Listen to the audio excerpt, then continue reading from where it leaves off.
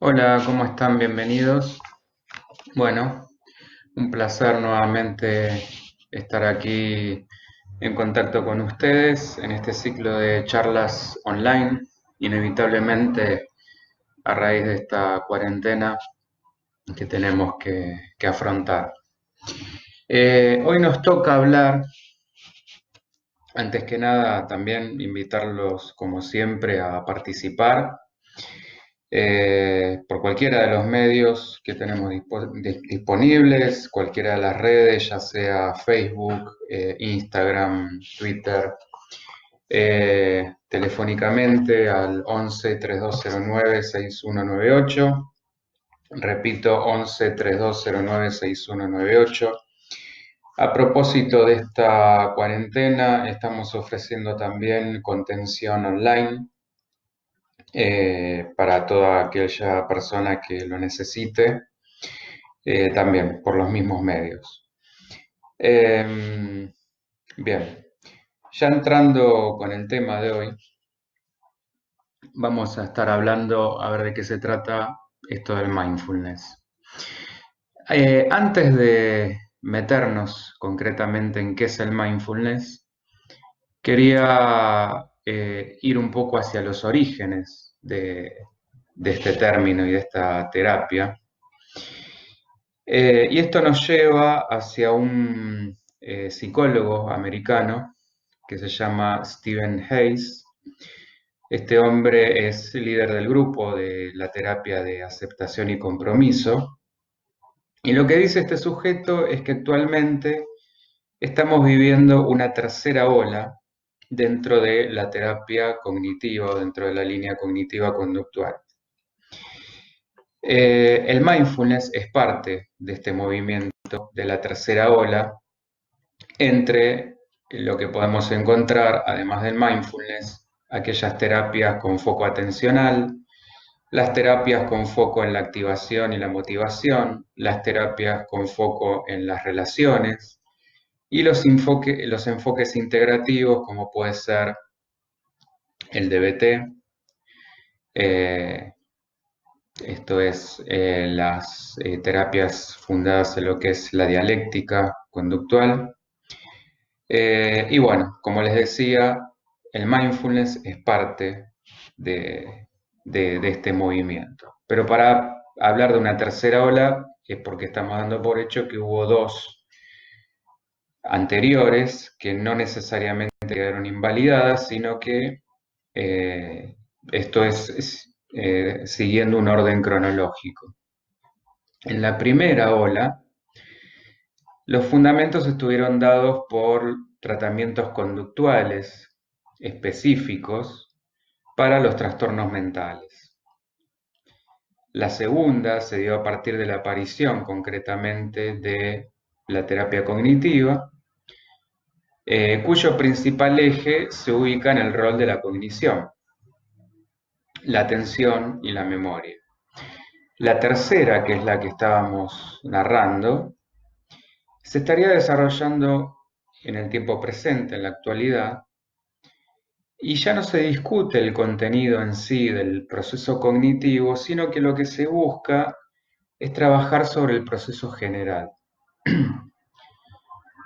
Para algunos autores, la principal característica de este nuevo modelo es que mientras el modelo cognitivo basa sus técnicas principalmente en la relación entre pensamiento, emoción y conducta, lo que sería la tríada cognitiva, el modelo de aceptación y conciencia plena, que ya vamos a ver es uno de los sinónimos con el que asociamos al mindfulness, tiene su eje en la respuesta a la emoción o el pensamiento como forma de estrategia terapéutica. Es decir, el énfasis se va a poner en la aceptación, que esta es como la palabrita clave, la palabra mágica. El desarrollo del mindfulness, entonces, nace de las características específicas de, esto ha quedado demostrado a lo largo de muchos estudios, depresión fundamentalmente, y ya vamos a ver asociado a esto también la ansiedad. Existe un consenso en este sentido de que un número importante de los pacientes tratados con cualquiera de los tratamientos existentes recaen. O sea, es muy común que, sobre todo en casos de depresión, haya recaídas. Y de estos datos es donde surge o nace la importancia de desarrollar una terapia de mantenimiento, que para eso se utiliza, ya vamos a ver también el mindfulness, que podría servir para tratar el problema de la recurrencia en un trastorno como la depresión. Eh, Quien ha dado origen a este término es otro psicólogo estadounidense que se llama John Kabat-Zinn. Este hombre tiene diversas prácticas en lo que es el área de la meditación, el yoga. Cuando hablo de meditación me refiero a meditación de corte budista, por ejemplo, Zen, y ha hecho como una integración entre todo lo que es esa filosofía oriental y la medicina occidental, ortodoxa, la ciencia que nosotros conocemos. Con lo cual llegó como una especie de integración entre estas dos culturas, pudiendo darle una nueva visión a lo que es la meditación adaptada para lo que es este hemisferio, desde un lugar más científico y no tan mechada por lo religioso o lo espiritual. Esto fue el gran logro de la integración que hizo este hombre, porque logró llevar la meditación hacia lugares donde habitualmente no llegaba, como puede ser ámbitos científicos o personas ateas que no sigan una doctrina filosófica, espiritual o religiosa en particular. Es una especie de meditación para todos. Bueno, este hombre fue quien definió el mindfulness y lo define especialmente como conciencia. ¿Y a qué se refiere con esto? A prestar atención de un modo particular. Esto quiere decir, con intención, en el momento presente, aquí y ahora, y no llevando a cabo juicios de esa experiencia. Esta es la otra parte clave. En la conciencia plena, los pensamientos, las emociones, las sensaciones, son tomados como eventos que suceden sin otra cosa más que esa, que el hecho en sí. Suceden sin más noticia que su existencia, que su mera existencia. Y nosotros no reaccionamos a ellos. Los tomamos como un devenir natural, como un fluir universal. De este modo evitamos la respuesta automática. ¿Esto qué quiere decir? Automáticamente estamos acostumbrados, y esto lo veíamos un poco en la charla anterior, el lunes pasado, en el sentido de que estamos acostumbrados a pensamientos y reacciones binarias del tipo me gusta, no me gusta, agrado, desagrado, aceptación, rechazo. Entonces, lo que se trata acá, lo que se propone es evitar esa respuesta automática. Sería también, vinculándolo con lo que hablábamos al final de la charla pasada, lograr el desapego, que no es la indiferencia, el desinterés, el de alguna manera desligarme del mundo, sino la no reacción, reconocer la sensación, el pensamiento, el sentimiento, pero evitando el juicio y la reacción asociada o posterior a ese juicio. Entonces acá, al evitar esa reacción, lo que hacemos es introducir un espacio entre la forma en que percibimos, en lo que ese estímulo entra a través de nuestras percepciones, de nuestras sensaciones, y la respuesta inmediata. Generamos un entre esa percepción y esa reacción. permitiendo de esta manera otro tipo de acción en ese intermedio, en contraposición al modo reflejo, esto que decía de la reacción automática, que implica conectar los pensamientos con la realidad, porque de otra manera, automáticamente, por costumbre, eh, pensaríamos enseguida un juicio y a partir de ahí es me gusta, no me gusta, hago o no hago tal cosa. Entonces la idea es poner una especie de intermedio entre ese pensamiento y esa reacción asociada o esa emoción que después generará una reacción.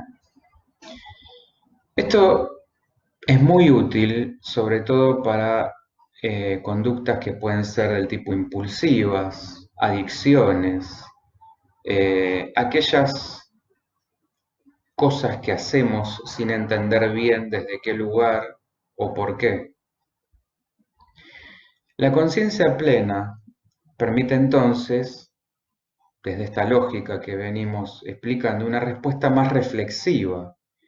Es como poner un paréntesis, sin que reaccionemos de manera automática, lo que veníamos explicando. Y este programa combina prácticas tradicionales de meditación, como pueden ser el escaneo corporal, el entrenamiento en la respiración y otras técnicas ya más tradicionales de la terapia cognitiva, como puede ser la psicoeducación, que posibilita también una toma de conciencia de los pensamientos negativos y de esta posibilidad de recaída que es bastante común, como decíamos, en la depresión. Esto está muy asociado a otras técnicas de la línea cognitiva conductual que justamente apuntan a reconocer aquellos pensamientos automáticos o creencias disfuncionales o irracionales que nos llevan a sentir o actuar de una manera que luego notamos que nos causa malestar.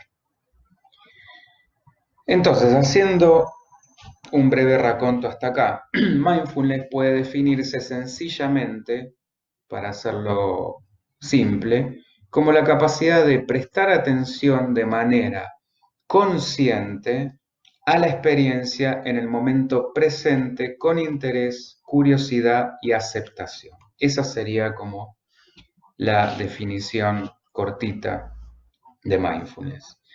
Y veamos cuáles son los orígenes de este término, de dónde vienen. Las traducciones más comunes serían atención plena, plena conciencia, presencia mental, presencia plena, conciencia abierta, entre muchas otras. Vamos a usar la más conocida en este momento, que es atención plena y que grafica bastante bien de qué se trata esto. También la palabra mindfulness es una de las primeras traducciones que se hicieron de la palabra sati en Pali. Esto es un idioma parecido al sánscrito, que se hablaba en la época en que el Buda empezó a enseñar hace 2500 años. Así que como vemos, esto en realidad, si bien parece bastante moderno, de nuevo no tiene nada. El mérito de este hombre, digamos, el autor de este término, Kabat-Zinn, es como haber reversionado o hecho una especie de versión moderna, de nueva adaptación de las enseñanzas del viejo Buda y, como decíamos, encontrarle la beta para que esto cuajara en Occidente. Pero a través de un nuevo nombre y un nuevo uso, en realidad, inteligentemente, utilizó algo que, de nuevo, en esencia no tiene nada. Sati, como decíamos, es la nominalización del verbo sarati, que significa rememorar o recordar. Y como recordar es precisamente traer hacia el presente, evocar, en su última concepción, Sati o mindfulness es la capacidad que todos tenemos de poder estar en el presente y de recordarnos a nosotros estar en este tiempo presente, en este aquí y ahora. Es decir, conscientemente llevar la atención hacia este aquí y ahora. ¿Por qué esto de que se hace tanto hincapié de vivir en el presente? Nosotros estamos muy mal acostumbrados, sobre todo a nivel de nuestros pensamientos, de irnos hacia el pasado, con lo cual corremos el riesgo de caer en un estado depresivo ante la sensación de que hemos perdido algo, porque la depresión tiene que ver con esto, con la sensación de que algo se ha perdido, y entonces acá comienza una serie de juego interno entre lo que es la culpa, el castigo y sobre todo el enojo autodirigido por la sensación de haber sido culpable de aquello que se ha perdido. Entonces entro en un estado de un yo debilitado. Pero el otro riesgo, y también uno de los más comunes, es irnos hacia adelante. La ansiedad es temor hacia el futuro.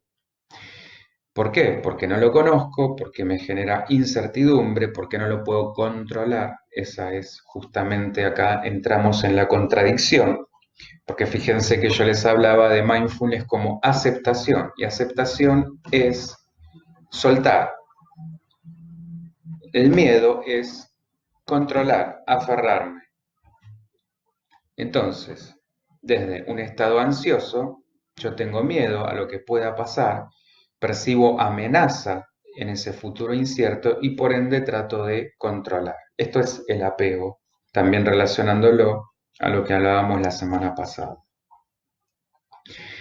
Y lo que proponemos es justamente ni estar en el pasado ni estar en el futuro. En el pasado no lo puedo modificar, por lo cual no tiene sentido entrar en esa rumiación del día después, del diario del lunes, porque ya las cosas que sucedieron y no las puedo cambiar. Lo que sí puedo cambiar, y esto es clave, es la intensidad emocional con la que esto ha quedado guardado, sanarla. Esto también tiene mucho que ver con lo que hablábamos de la pareja interna o aquel niño o niña interior lastimado o herido.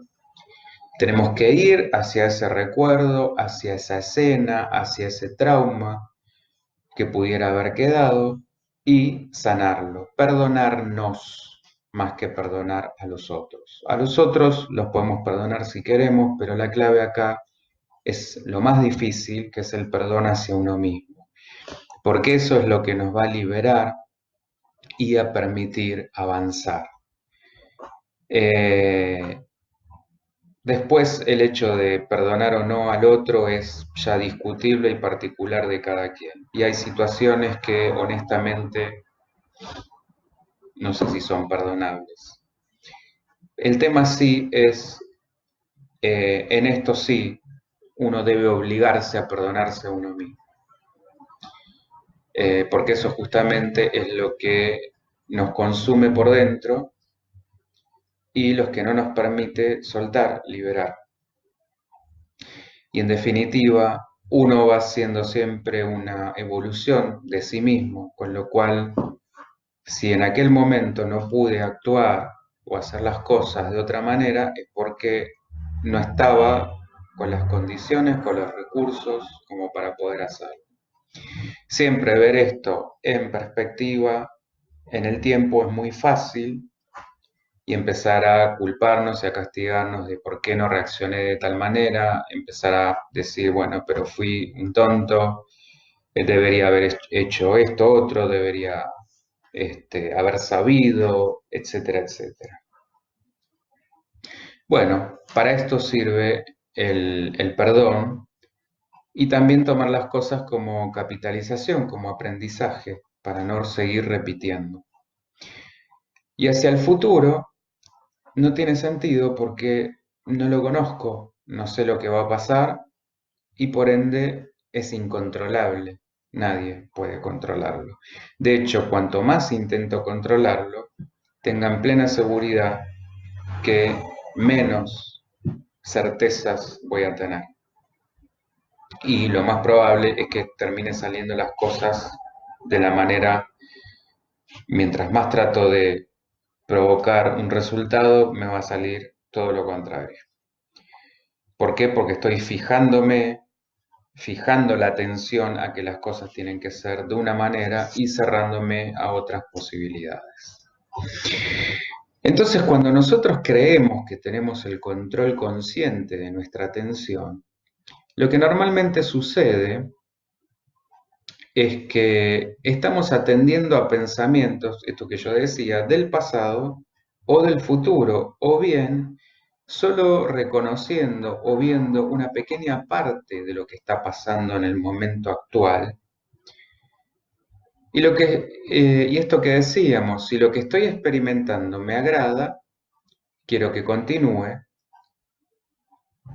pero si no me agrada, quiero que desaparezca, que se vaya.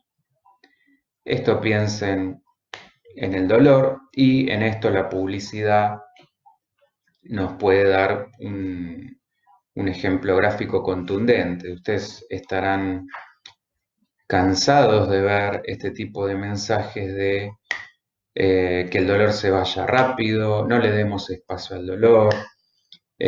Sucede mucho también con los duelos, que en general se busca esto de, bueno, pero te tenés que levantar, te tenés que poner bien, como si no hubiera espacio para reconocer que esto es parte de un proceso y también hay que darle tiempo y lugar a ese proceso.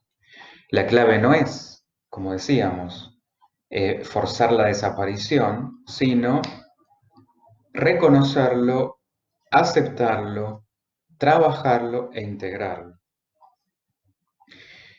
Mindfulness justamente lo que permite reconocer es aquello que está sucediendo mientras está sucediendo, aceptando desde nuestro lugar, desde un rol activo, el fluir de esa experiencia tal cual se está dando, sin pretender modificar ni controlar nada. Así es que, aunque estemos viviendo o sintiendo algo desagradable, y que a veces esto es inevitable, vamos a poder ahorrarnos el sufrimiento que le añadimos a esto si pretendemos que aquello que no nos gusta, aquello desagradable, desaparezca.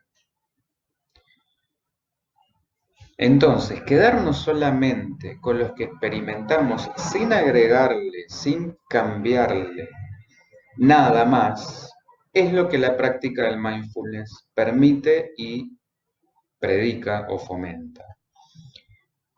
Aunque comúnmente se corre el error de asociar al mindfulness con el budismo, muchas de las tradiciones religiosas universales o mundiales utilizan mindfulness de manera implícita o explícita. Porque esto se trata justamente de conectar con el presente. La asociación con la filosofía budista tiene su razón de ser en que fue en el seno de esta tradición, como explicábamos al principio, que se generaron varias prácticas que de alguna manera permitieron refinar o profundizar esta capacidad hasta grados muy elevados. La meditación mindfulness o el insight asociado a esto es uno de estos ejemplos y se practica en mucha cantidad de formas. Vamos a ver de qué manera, que es lo que a nosotros nos interesa, esto se utiliza en Occidente. En los últimos 30 años esta práctica está integrándose, como decíamos, a la medicina y a la psicología de este lado del mundo. Es aplicada, estudiada científicamente y reconocida desde este lugar como una manera efectiva de reducir el estrés, aumentar el autoconocimiento, reducir síntomas físicos, psicológicos, vinculados también con el estrés, y como una forma de mejora del bienestar general. Mindfulness, o como decíamos, su sinónimo o su traducción, atención plena, significa prestar atención de manera consciente a la experiencia del momento presente con interés, curiosidad y aceptación, como decíamos antes en la definición concreta de lo que es esta práctica. Cualquier cosa, hago un breve paréntesis, cualquier consulta o comentario que quieran hacer, están más que invitados. La idea es poder tener un ida y vuelta, como siempre digo, un feedback.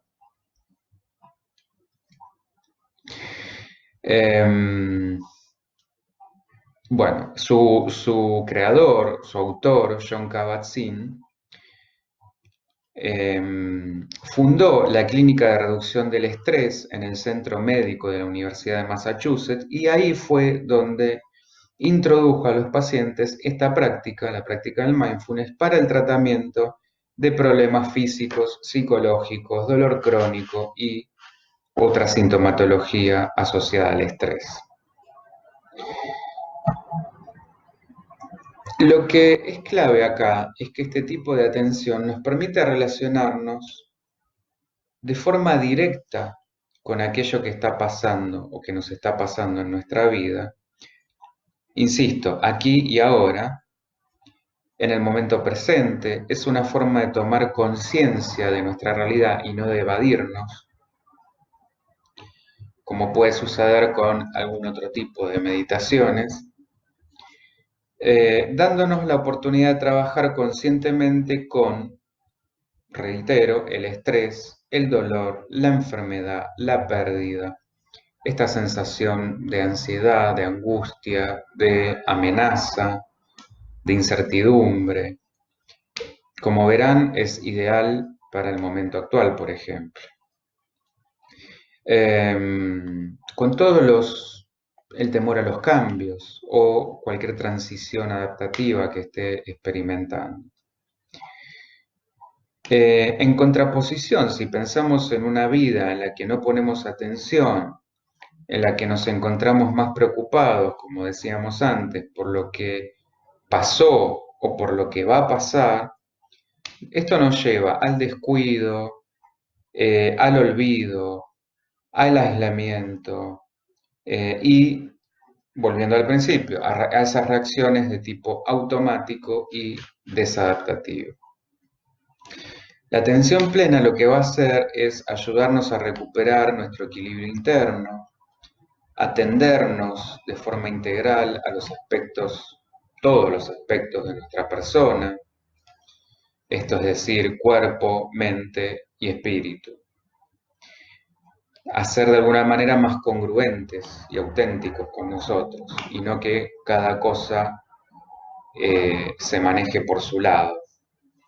Somos una completud y no una mente desarrollándose por su lado, un cuerpo por otro y emociones por otro, y espíritu también por otro. Practicando el mindfulness, podemos desarrollar una mayor capacidad de discernimiento, de compasión. Esta es otra de las palabras claves, pero compasión hacia nosotros para después aplicar esto en otros. Esto nos va a abrir las puertas hacia nuevas posibilidades, porque, insisto, empezamos a vivir en el único tiempo que importa, que es el tiempo presente, es el único que podemos realmente controlar, entre comillas, y es a partir de lo que hagamos en este tiempo presente lo que va a suceder en el futuro. Puede considerarse también una filosofía de vida que incluye a la meditación. Junto con varias técnicas de relajación, el mindfulness es relativamente reciente, esto que decíamos, conocido de esta manera. En realidad, la meditación es una práctica milenaria.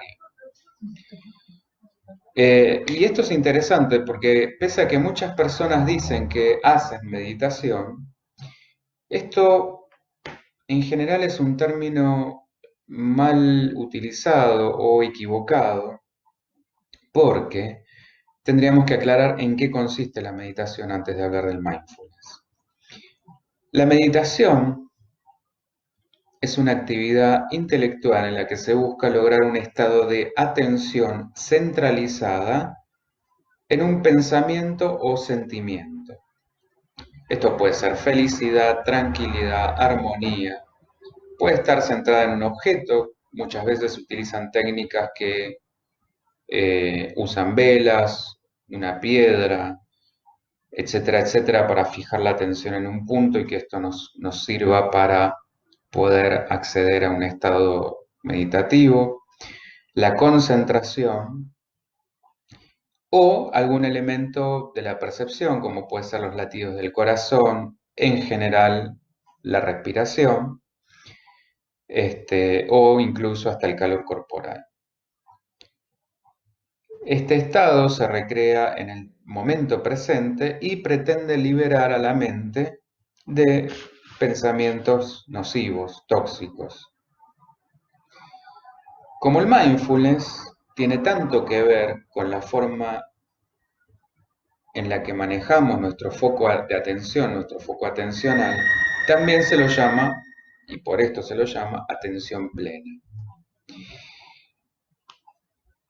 Pero bien, aparte de lo que es este tipo de meditación, existe, como decíamos, una meditación de tono más religioso o espiritual, que también apunta a mejorar la salud, y en este sentido, en forma integral, como es lo físico, lo psicológico, lo espiritual, lo mental, etc.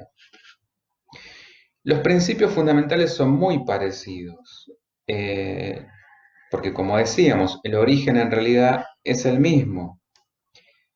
Esto proviene de todo lo que es las religiones orientales, como el budismo. Sin embargo, el mindfulness lo podemos entender como un giro práctico, esto que explicábamos antes, de la meditación tradicional. Es decir, que todas estas propuestas de investigación tienen el objetivo de mejorar la calidad de vida de las personas en unos términos muy, muy concretos y no tan vinculado a lo que es una religión, una espiritualidad o una filosofía de vida determinada. Por lo tanto, el mindfulness se desvincula de todo lo que es creencias religiosas, filosofías de vida, líneas espirituales o esotéricas, y es concretamente una herramienta para mejorar la calidad de vida del ser humano de una manera científica y absolutamente demostrada. Entonces, esta es la diferencia fundamental porque hablamos de un enfoque científico.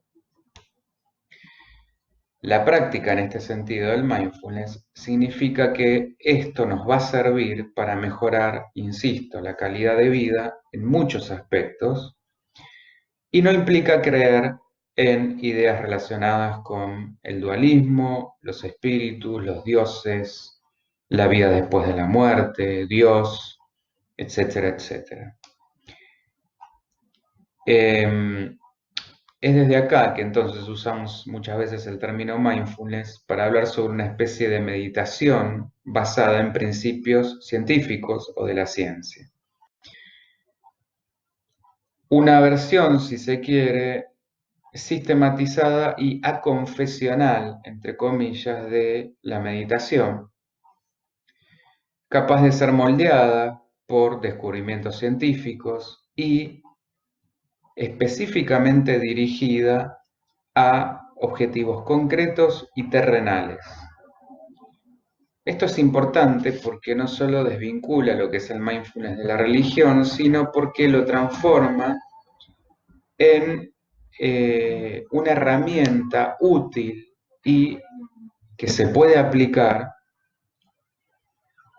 eh, como decíamos, en lo cotidiano y además que pueda ir superándose desde lo que es el rigor y el descubrimiento científico.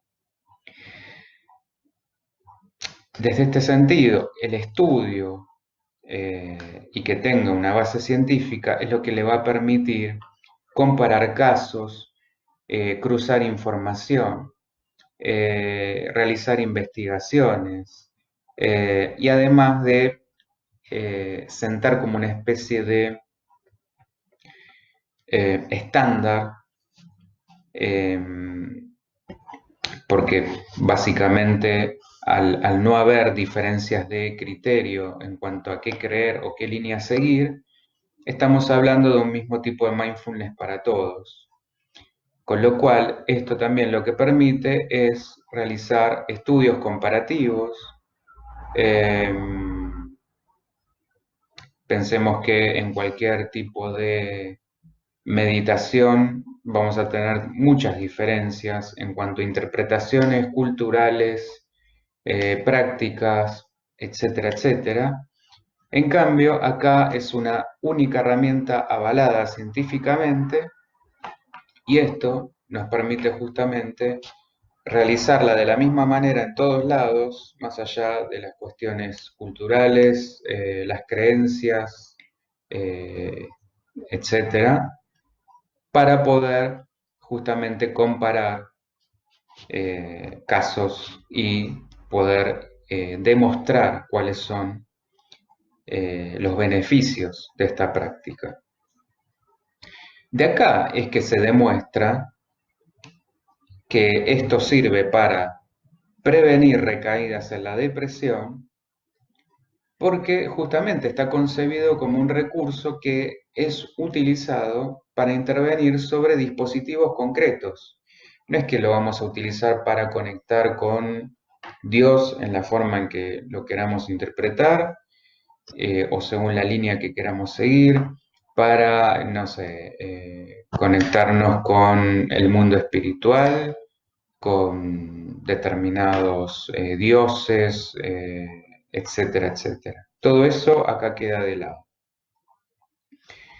Acá el objetivo concreto es el día a día conectarnos con lo que nos pasa y a partir de ahí utilizar esto como una herramienta interesante y sobre todo concreta y muy aplicable para estar mejor. Es, como verán, si bien tiene raíces basadas en creencias, eh, esto su creador lo ha dejado de lado y le dio un enfoque únicamente práctico, orientado a resultados, orientado a objetivos. Entonces, desde esto que estaba explicando, esta filosofía puede ser adoptada a distintos contextos, distintos entornos, porque su enfoque es meramente práctico y no depende de ningún tipo de dogma. Por eso también se ha hecho tan popular en esta parte del mundo, porque es una técnica básicamente de afrontamiento, de prevención y de mantenimiento. Permite, entre la gama de sus posibilidades prácticas, el autocontrol en niños, el desarrollo de la resiliencia y lo que decíamos, recursos de afrontamiento en personas enfermas, mejora en niveles de salud, y es este monitoreo científico lo que llevó a mucha gente a preguntarse en qué consiste y en querer experimentar estos beneficios. ¿Cuáles son las ideas básicas que tenemos acerca del mindfulness? Bueno, desde las distintas técnicas de meditación, hay enfoques también muy diferentes. Unos trabajan de forma exclusiva lo que es la concentración y otros se centran más en lo que es la conciencia plena y la autoaceptación. Las primeras, podríamos decir, que corresponden a lo que es una meditación de tipo más mántrico, y las segundas eh, se ubican más o responden a lo que es las técnicas del estilo más mindfulness. ¿Cuál sería el objetivo del mindfulness? Bueno, lograr un profundo estado de conciencia mientras lo practiquemos, y para esto también se utilizan varias técnicas concretas. La idea es lograr que nuestra conciencia se relaje, no elaborar juicios de ningún tipo, y esto incluye lo que sentimos, las sensaciones corporales, los pensamientos. Monitorear todo lo que nos está pasando en cada una de nuestras esferas o nuestras áreas. Aparte, es un excelente ejercicio porque nos va a permitir reconocer que tenemos estas diferentes áreas y que no somos, solamente una mente que domina las emociones y el cuerpo, que no somos solamente nuestra personalidad, que no somos solamente nuestras sensaciones. A ver, Mónica, ¿podés comentar algún caso concreto en algún paciente que lo haya utilizado y cómo lo fuiste direccionando? Sí, esto, como decíamos, se utiliza muchísimo en depresión o ansiedad. Un poco lo que explicábamos. Eh, Acá es fundamental, hay como varios componentes. Por un lado, la psicoeducación, que hablábamos al principio, es plantear que de nada no tiene ningún sentido productivo ubicarnos, y esto es desde este lugar, qué filosofía asumimos o qué actitud asumimos ante la vida. Si me paro en una actitud o en una postura que está siempre mirando hacia atrás, hacia el pasado, para criticarme, juzgarme y por ende castigarme, porque así son los pasitos. Inmediatamente que me empiezo a criticar, va a venir a continuación un juicio, obviamente negativo, porque la mirada sesgada hacia nosotros va a ser negativa, y de ahí va a venir un autocastigo, que esto puede ser desde un estado depresivo a enfermarme, a entrar en algún tipo de adicción, cosas que me hacen evadirme de mi realidad. O por el contrario, me voy para adelante, con lo cual entro en un estado permanentemente ansioso, porque obviamente esto no lo puedo controlar. Entonces, primero es esto, ubiquémonos en el presente, pero como filosofía de vida, en el sentido de estar permanentemente registrando lo que me sucede, y esto es un ejercicio constante de estar en alerta y estar registrando y monitoreándome, es decir, qué estoy pensando, qué estoy sintiendo, qué estoy haciendo. Y la práctica concreta del mindfulness, que lo que ya lo vamos a ver, pero lo que se sugiere es por lo menos ir arrancando con espacios de 10-15 minutos e ir esto intensificándolo hasta que logremos por ahí llegar a una hora. Pero la idea en realidad acá apunta a vivir en estado mindfulness. Entonces, primero la sugerencia, Mónica, es practicarlo, porque esto lo que nos va a permitir descubrir es, bueno, me voy a dar cuenta de qué es hacia dónde se me va la mente, si hacia atrás, hacia adelante, hacia dónde se me van las emociones, qué me pasa con mis sensaciones. Mientras lo estoy haciendo, me empiezo a sentir incómodo, me siento ansioso, me siento triste, me siento enojado. ¿Qué es lo que siento? Entonces, esto apunta a eso, primero y fundamental, a reconocerme, a conocerme, a saber quién soy y qué es lo que me pasa. Y a partir de ahí, el pasito después es empezar a tomar acciones. Esto que yo te decía, bueno, a ver, si veo que me estoy disparando para el futuro, ¿qué me genera tanto miedo? ¿Qué es lo que tengo como tanta amenaza? ¿Por qué me quiero escapar para allá? Entonces, esto es como un caminito de, en vez de ponernos a reflexionar sobre esto que por ahí la cabeza nos puede engañar, la idea es, desde un recurso práctico, bueno, hagamos esto, veamos qué nos pasa como una manera de empezar a conocernos desde otro lugar y esto después nos va a ir llevando a un proceso de, bueno, entonces ahora, ¿qué medidas tengo que tomar con respecto a esto?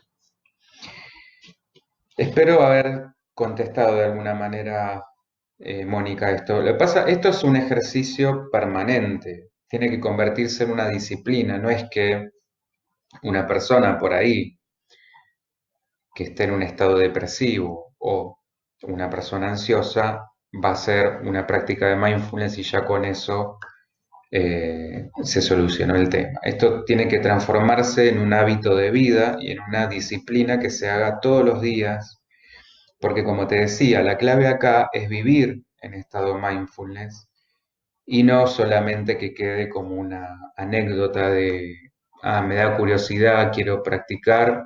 Y imaginémoslo, uno cuando espera ver resultados y va a un gimnasio, tiene que dedicarle constancia. Bueno, esto es lo mismo. No va a haber resultados por magia si lo hago una o dos veces, eh, distanciadas, separadas y después quedó en el olvido. Y los resultados son concretos, se ven porque me va llevando a otra forma de entender la realidad. Es lo que decíamos. Es fundamental que se genere ese espacio de intermedio entre el pensamiento y la reacción automática. Esa creo que, Mónica, es la clave.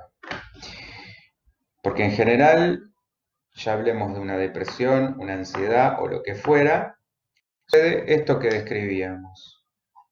El estímulo, que puede ser, me estoy acordando, estoy viendo, no sé, un álbum de fotos y esto me genera melancolía, o estoy temeroso porque no sé qué va a pasar con mi trabajo. Bueno, inevitablemente ahí se disparó una reacción de agrado o desagrado. Entonces, antes de llegar a eso, la idea acá es generar ese paréntesis. Decir, bueno, a ver, esto simplemente está sucediendo. No lo puedo controlar. Y lo dejo a ver qué me puede enseñar, qué me puede mostrar. No reacciono. Esto lleva a un entrenamiento. Obviamente no es fácil y no es de la noche a la mañana porque estamos acostumbrados a manejarnos de esa forma binaria, por decirlo de alguna manera. Entonces, ¿cuándo practicarlo? Idealmente sería una hora al día, pero lo que decía recién, es recomendable empezar con sesiones cortitas, no más de 10 minutos, para ir generando esta constancia y que no resulte de golpe muy pesado o que sienta que no lo puedo hacer, que no me puedo conectar. Porque, ¿qué pasa? Esto de vuelta, el ejemplo del gimnasio es muy válido acá. Si yo voy a un gimnasio por primera vez y me mato, difícilmente después tenga ganas de volver con muchas ganas y sobre todo con cuerpo que me esté respondiendo. Además, para no generar frustración. Eh, entonces, la idea es ir de a poquito. ¿Dónde hacerlo? En cualquier lugar donde estemos cómodos, con la menor cantidad de distracciones posibles, pero cualquier lugar donde yo pueda sentirme a gusto es un buen lugar. ¿En qué posición? No es indispensable acá la posición del loto, como puede ser en algún tipo de meditación en particular. Sí es fundamental que la espalda esté bien recta. ¿Esto para qué? Para facilitar la respiración. Las vértebras tienen que estar en una posición recta, sujetando lo que es el peso del tórax, el cuello y la cabeza. Las piernas y los brazos tienen que estar relajados, pero sin desestabilizar lo que es la línea de la columna. Por ejemplo, una buena idea es dejar caer los brazos, apoyándolos encima de las caderas o simplemente dejarlos colgando. Si notamos que la postura genera algún tipo de tensión en alguna parte del cuerpo, nos reacomodamos. La idea es acá también soltar todo, cuerpo, emociones, sensaciones y pensamiento.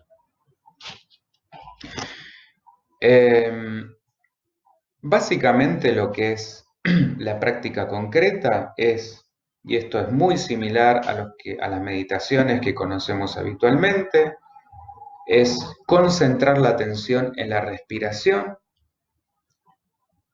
escucharla, sentirla, volvernos de alguna manera esa respiración, cómo recorre todo el cuerpo, sin pensar en esto, es decir, acá no se trata de pensar en nada, reconociéndola como reconociendo todo y dejarla fluir, soltar. Toda nuestra atención tiene que estar inmersa en la conciencia de la respiración. Esto es fundamental. Si queremos, esto ya es a gusto del consumidor, le podemos agregar un mantra, que puede ser una palabra que a nosotros nos guste, que nosotros elijamos y que nos induzca a la relajación. La repetición de esa palabra nos va a ir induciendo a un estado de relajación. Podemos también acá crear una imagen relajante, que puede ser un paisaje, un lugar que a nosotros nos lleve a ese estado, que nos produzca bienestar. Puede ser en este sentido un sitio real, un sitio imaginario. Acá no hay ninguna receta, digamos. Podemos usar la famosa técnica de la vela y la atención en la luz de la vela, si esto nos lleva a concentrarnos y nos facilita la concentración y la relajación. O cualquier otra imagen que a nosotros nos facilite o nos permita esto. Una vez que de alguna manera ya estamos medianamente entrenados y logramos entrar en esa relajación y en esa concentración, esto a medida que practiquemos se va a ir haciendo cada vez más rápido, es como entrar en calor antes de hacer gimnasia. La idea es llegar a un nivel de vaciamiento de la mente, que esto también es muy difícil de lograr y prácticamente imposible llegar a un vaciamiento total. Pero bueno, la idea es tratar de acercarnos lo máximo posible que podamos a esto. Es decir, a medida que vayamos incorporando la práctica, la idea es que vamos a tener un nivel tal de desapego de lo que suceda a nivel mental, emocional y sensaciones, que vamos a lograr un estado prácticamente de total corrimiento. Es como si contempláramos todo nuestro ser desde otro lugar. Entramos a un estado diferente de conciencia. Una conciencia que nos permite justamente fluir más allá de lo que nuestros pensamientos, sentimientos o sensaciones estén o quieran fijarnos. Esto lo vamos a ir viendo como los pensamientos simplemente corren, lo mismo a nivel emociones y lo mismo a nivel sensaciones.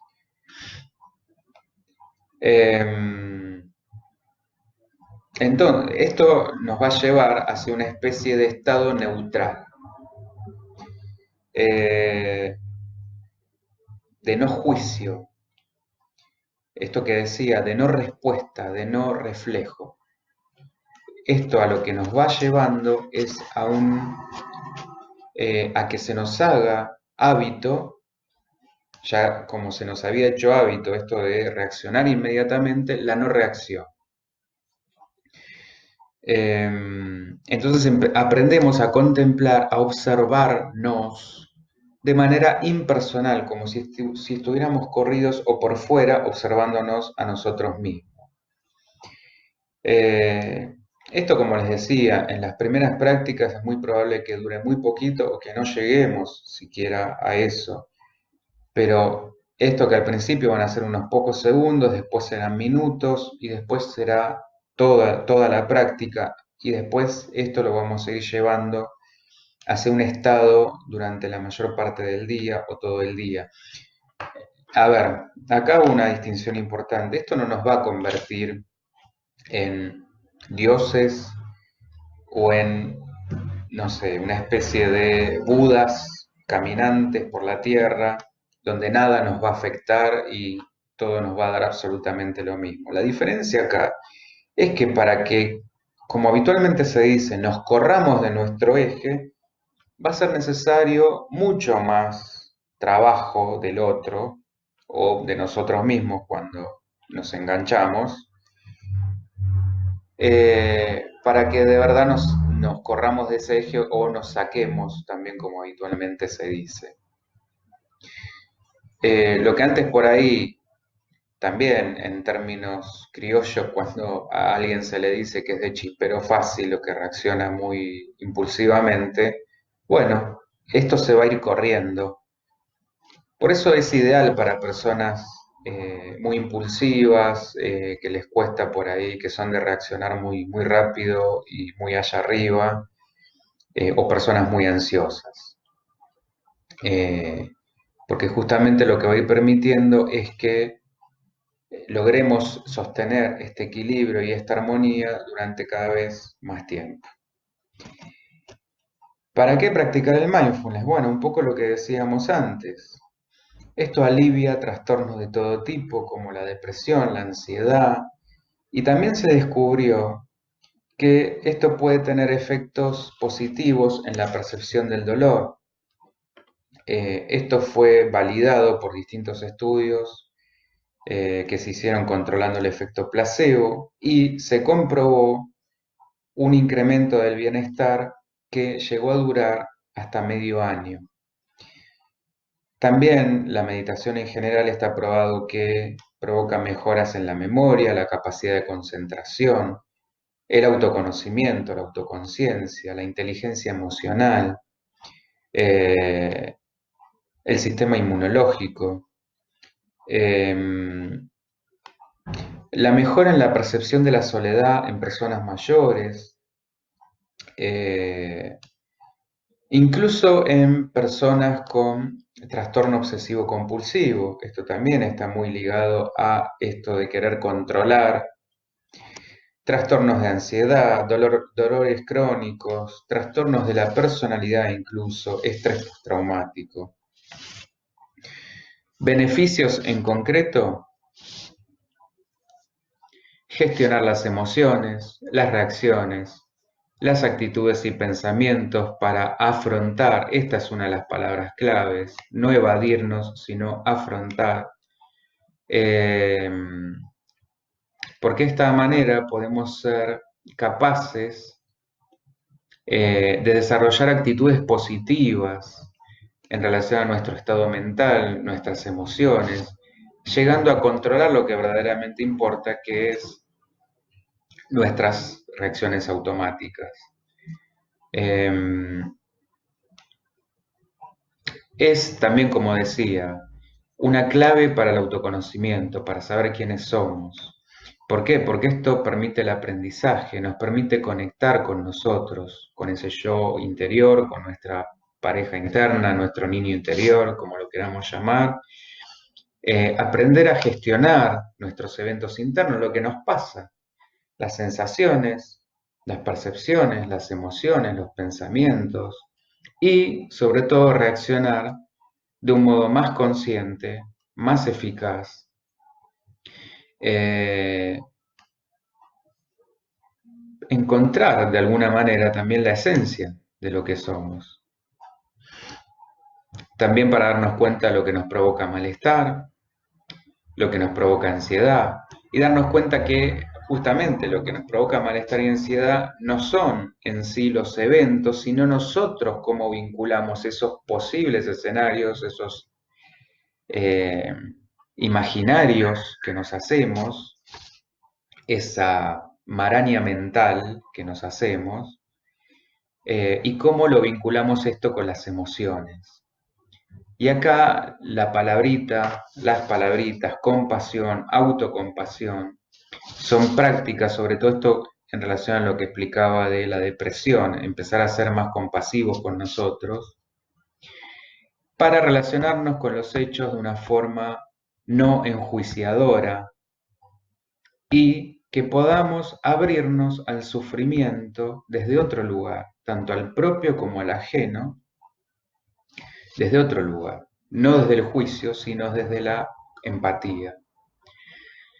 La compasión en este sentido es clave, porque esto nos ayuda a darle el tono justo que requiere, ni hacer un drama de las cosas, ni minimizarlas. A ver, Mónica, esta práctica se la propones al paciente para que lo realice en soledad, la haces junto con el paciente en modo dirigido, lo haces en modo grupal. Bien, pueden ser las tres cosas.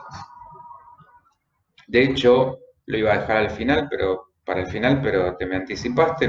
Yo particularmente en nuestro centro estamos ofreciendo una formación en meditación que incluye, obviamente, en realidad la parte troncal es el mindfulness, pero vemos todos los tipos de meditaciones posibles, tanto las espirituales como las no espirituales. Y esto depende mucho de cada sujeto. Si el paciente está familiarizado con la práctica, la puede realizar perfectamente solo. Si no, se la podemos facilitar como herramienta. Al principio podemos hacer algunos ejercicios, enseñarle cómo realizarla y que la pueda hacer. Y como te decía, en esta formación, por ejemplo, lo que hacemos es enseñar estas prácticas de forma grupal, porque es una herramienta muy, muy valiosa y que no conlleva riesgos de realizar. El único riesgo acá posible es que uno quiera de golpe llegar a dominar la técnica o se embale de golpe en querer hacer una hora, en exigirse y sobreexigirse, que eso en realidad es contraproducente, o sea, no corre riesgo en ningún sentido psíquico ni físico, el único riesgo es frustrarse y darse cuenta de que uno no logró conectarse.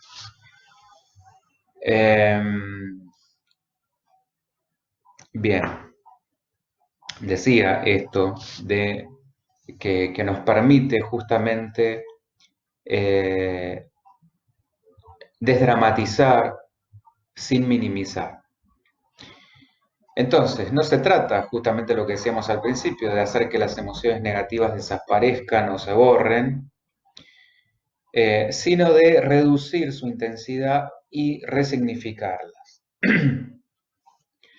Entonces, esto se ha utilizado, esta técnica se ha utilizado como soporte justamente a las psicoterapias, para solucionar distintos problemas, como pueden ser lo que ya venimos nombrando, el estrés, la ansiedad, incluso trastornos asociados al sueño, tolerancia al dolor, entre muchos otros. ¿Por qué hago tanto hincapié en la cuestión de la ansiedad? Está demostrado que tanto el mindfulness como lo que es el yoga y la meditación tradicional reducen niveles de cortisol, que es una hormona que se libera en respuesta al estrés. El cortisol, como sabemos, es necesario para el cuerpo, ya que regula y moviliza la energía en situaciones que realmente las necesitamos, situaciones estresantes. Ustedes saben que el cuerpo tiene filogenéticamente dos reacciones básicas que son la lucha o la huida. Entonces, ante situaciones de amenaza, tendemos hacia uno o hacia el otro. Y ahí es donde se activa eh, esta hormona, entre otras. El tema acá, el riesgo aparece cuando si tenemos demasiado ante situaciones no estresantes o aumenta en situaciones que no lo necesitamos, produce muchos efectos secundarios. Entonces, la práctica del mindfulness lo que aporta es un estado de calma y de serenidad, lo que sin duda va a conllevar a una mejor salud física y emocional. Entonces, los niveles de cortisol bajan y esto provoca además que la presión arterial también disminuya. Entre paréntesis, también recomendado para hipertensos. Lo que yo decía, trastornos del sueño, está demostrado también que mejora los problemas de insomnio. Acá hay un estudio de la Universidad de Utah que encontró que el mindfulness no solo puede ayudar a reducir el estrés y a controlar la ansiedad, sino a dormir mejor. Según ese estudio, estas personas muestran un nivel bajo de activación cortical por la noche que les ayuda a dormir mejor.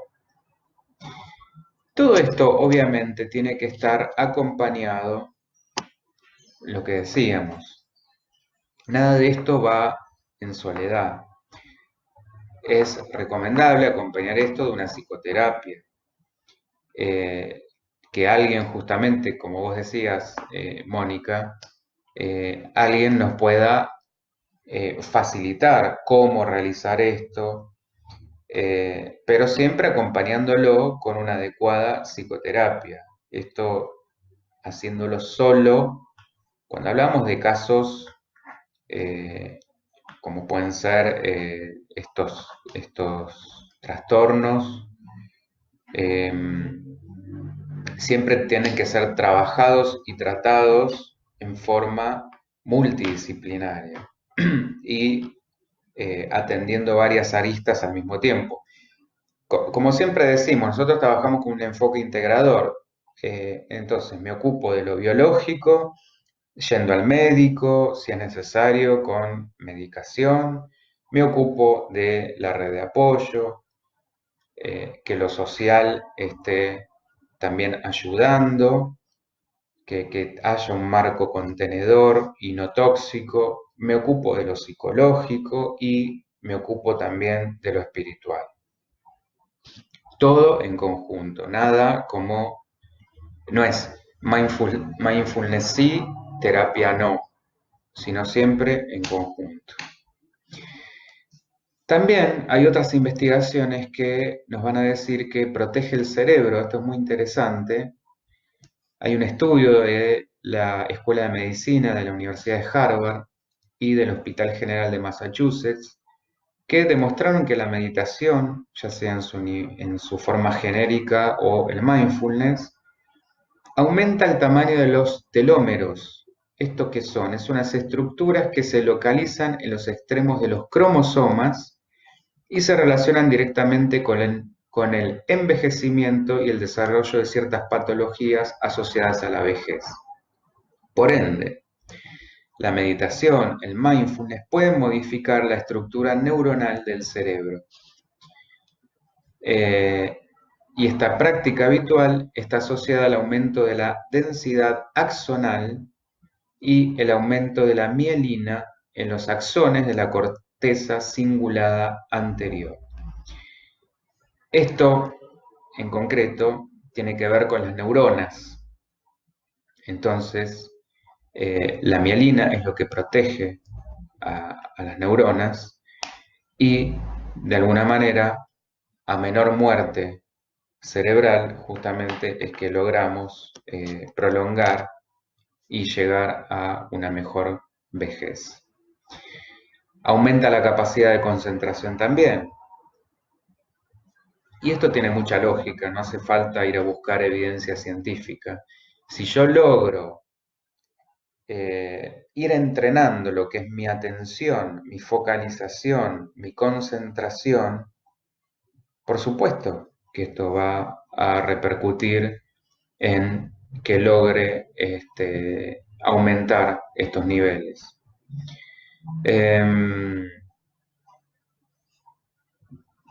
Esto también estaba pensando, entonces puede estar absolutamente recomendado para problemas que hoy son tan comunes como son los chicos con déficit de atención.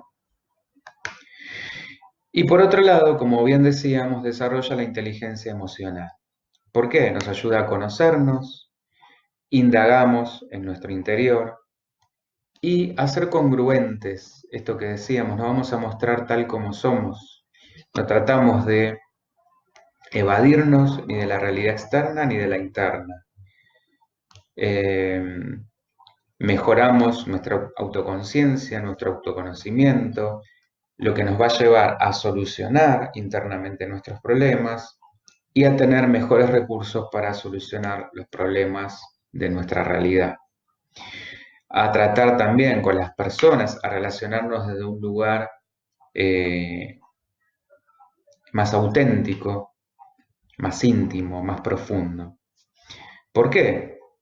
Porque nos volvemos compasivos con nosotros, entonces podemos entender mejor el sufrimiento del otro y ser también compasivos con el otro. Las emociones no nos van a afectar tanto, con lo cual también podemos brindar herramientas hacia el otro para que pueda trabajar sus propias emociones. Mejoramos, por ende, las relaciones interpersonales. Esto también repercute en que nos volvamos más creativos y de vuelta acá. No hace falta recurrir a grandes estudios, sino que al liberar nuestra mente de tanto ruido, de tanta confusión, de tanto espacio contraproducente, habilitamos justamente que pueda surgir la creatividad, la emoción bien conectada con recursos que nos permiten florecer en cuanto a la imaginación y la resolución de problemas desde lugares impensados, no tan desde lo conocido, sino desde inteligencias, el desarrollo de inteligencias múltiples o que no teníamos tan conocidas y tan desarrolladas, como puede ser, bueno, inteligencia emocional, inteligencia musical,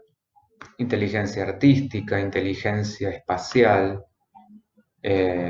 corporal, etcétera, etcétera.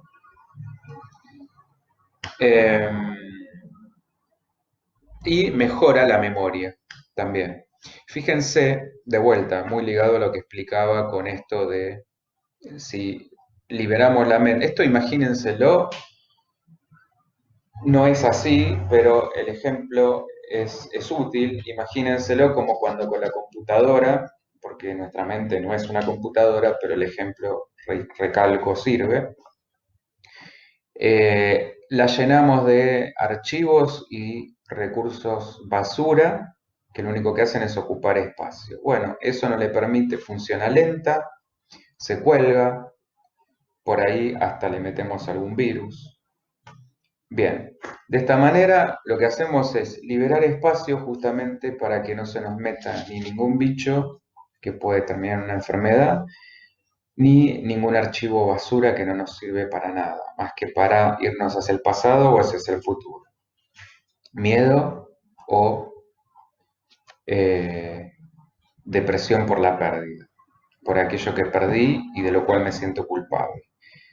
No. Entonces acá liberamos todo ese espacio para que surja la creatividad y los procesos cognitivos superiores, la memoria, la concentración, la atención, la resolución de problemas desde este lugar imaginativo, creativo, etc. O sea que potenciamos todas nuestras facultades mentales, desde ahí también nuestra inteligencia emocional, potenciamos nuestras emociones, el conocimiento de nuestras emociones y las emociones utilizadas a nuestro favor como aprendizaje, como autogestión, como dominio de emociones y siendo capaces de aprovechar esas emociones para crecer y para conectarnos con los otros desde un lugar mucho más positivo.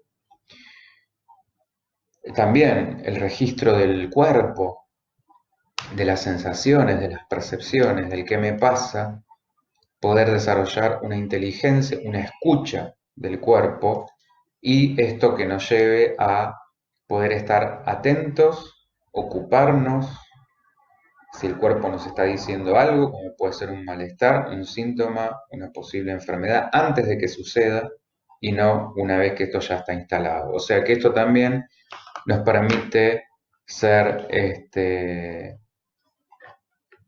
alguna manera, actuar antes de que las cosas sucedan, ser proactivos, esa era la palabra que estaba buscando, y no reactivos. Bien. Yo les decía que si les interesa este tema, tenemos varias formaciones asociadas, como son filosofía, esto más ligado a lo espiritual, como son filosofía hermética, autoconocimiento y transformación personal, donde se ve obviamente lo que es una meditación más del tipo que explicábamos, más del tipo espiritual. También tenemos psicología junguiana, existencialista y transpersonal. Y si les interesa puntualmente lo ligado al mindfulness, una formación concreta que es prácticas de meditación, donde enseñamos todos los tipos de meditación, ya sea las espirituales y concretamente, como les decía, la parte troncal del programa, en su mayor parte es el mindfulness. Incluso hablamos también de las regresiones, que son un caso muy interesante y muy puntual, donde explicamos en qué casos muy específicos deben utilizarse y para qué. Bueno, hasta aquí llegamos con lo que es en concreto el mindfulness. Espero que esta charla les haya servido, les haya ayudado, les haya esclarecido un poco el panorama.